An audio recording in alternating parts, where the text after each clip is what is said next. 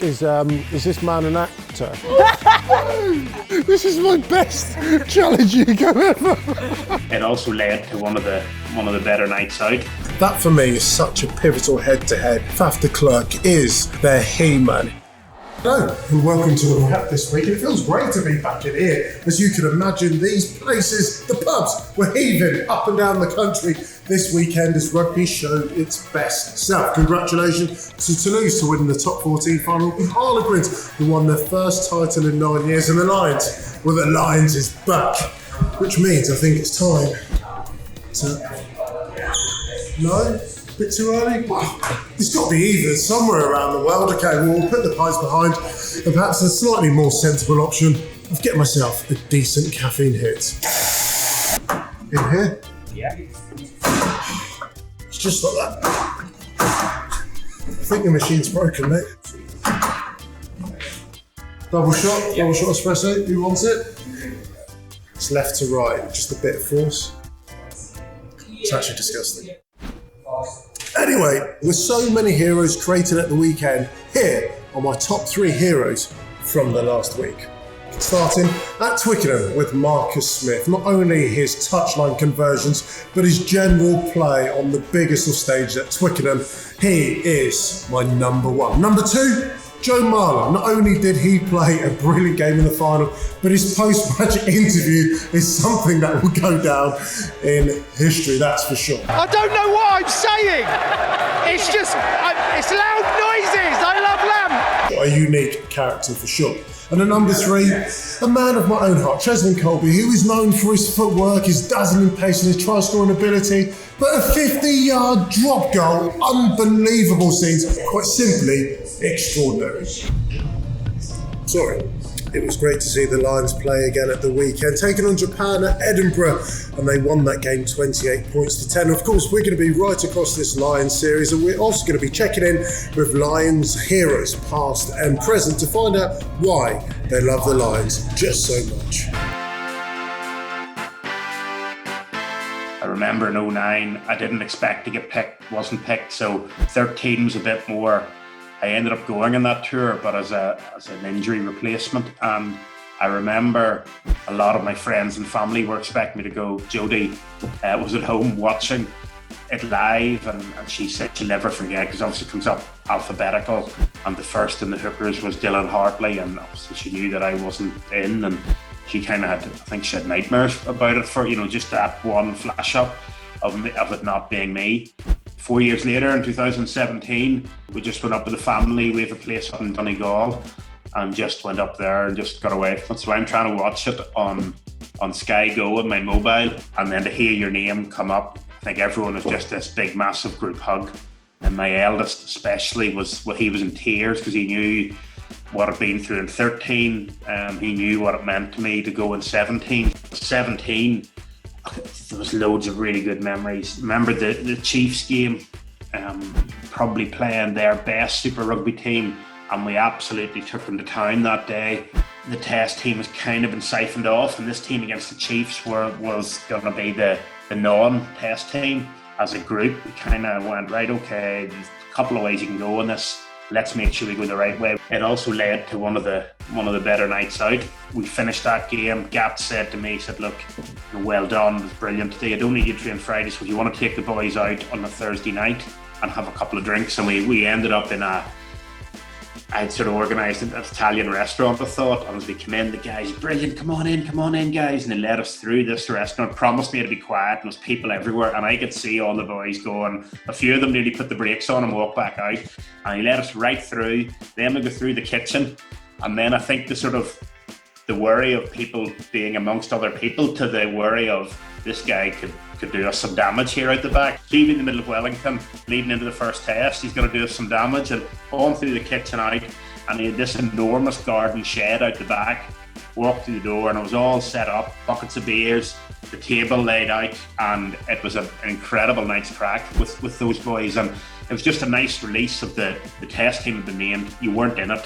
We played really well on the Tuesday before. We trained really well, and now it was, you know what, let's have a couple of drinks and enjoy each other's company and get ready then to support the boys as best we could on the Saturday. Let's pop outside and have a little chat about the key head-to-heads in this up-and-coming British and Irish Lions. Take a seat. So for me, I'm going to start with Conor Murray against Faf de Klerk. Conor Murray, congratulations on being named the British and Irish Lions captain. That for me is such a pivotal head-to-head. Faf de Klerk is their he-man. He is so unpredictable in defence as well as in attack. So that head-to-head, I think, is going to be extraordinary. Right to the wings, I've already mentioned him once. Cheslin Colby up against, it could be Duran van der Merwe, Anthony Watson, Liam Williams, Lewis Rees-Zammit. We have got searing pace out wide, and if we can feed the speed, we should see some extraordinary tries on this Lions tour.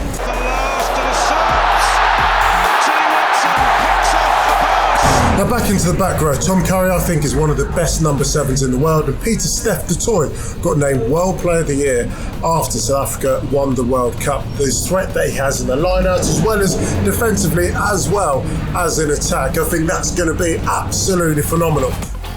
And Dan Biggar up against Andre Pollard. Andre Pollard, a World Cup winner who's had torrid time of injury this year, but I think is such a key component if South Africa are to be victorious this summer. And Dan Biggar, he is a test match warrior. He got player of the match at the weekend. I think he's in pole position to wear the number 10 shirt this Lion series.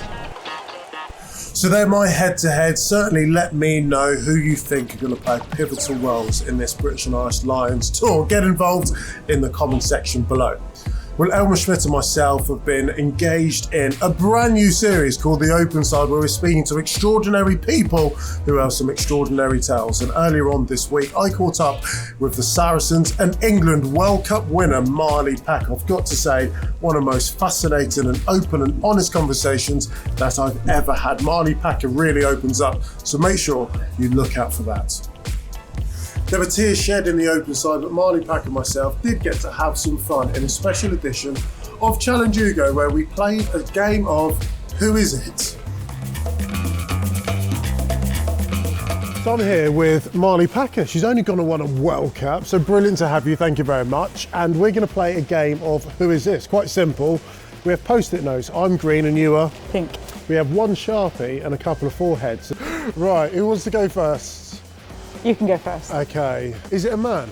No. It's mine. Yeah. A man or a woman? It's a woman. Is this player English? Yes. Does this player play in the backs? No. Does this player play in the forwards? Yes. I reckon we might have to say player. You're joking. I don't know. Is my player Poppy Cleal? Yeah, it's my player. Yeah. That's brilliant. You got it first, so there we go. 1-0 to you. Okay. Is mine got something to do with Liverpool Football Club? Yeah. Is mine under the age of 30? No. Is mine a striker? No. Is this man an actor? No. Is mine midfield? Oh. Oh. I think I know. Is a fan of rugby? Yes. Okay, I think I might know who it is. Is it Steven Gerrard? Yeah, it's well done. Don't leave me hanging. Sorry. Okay, is mine Prince Harry? Yes. Oh. If we've gone the same on this, it's actually ridiculous. Do you use this object in any kind of sport? Yes. Do you use this object in the game that you play in rugby? No. Oh, you're annoying. You're so annoying. This object, do you use it to kick with? Yeah. I'm just going to have to guess now, just because a ref's whistle. No. Oh. Have we sat on one? No. Is it rugby ball? Yeah. I'm so basic. A spoon. Spoon! A spoon! But there we are, Marley Packer won that 3-0. Congratulations. Thanks, boss. We're entering into conversation which not many people talk about. You will make mistakes in life, but it's learning from them. My dad was growing up like in and out of prison. Sorry. I'm a little bit angry at the situation, and he didn't see me win a World Cup. He hasn't seen me become a parent. We're in the same-sex relationship. Well, how did you make the decision as to who was going to give birth to Oliver? The thing is, if it wasn't for that person, then Oliver wouldn't have been and wouldn't be able to give me and Tash so much love.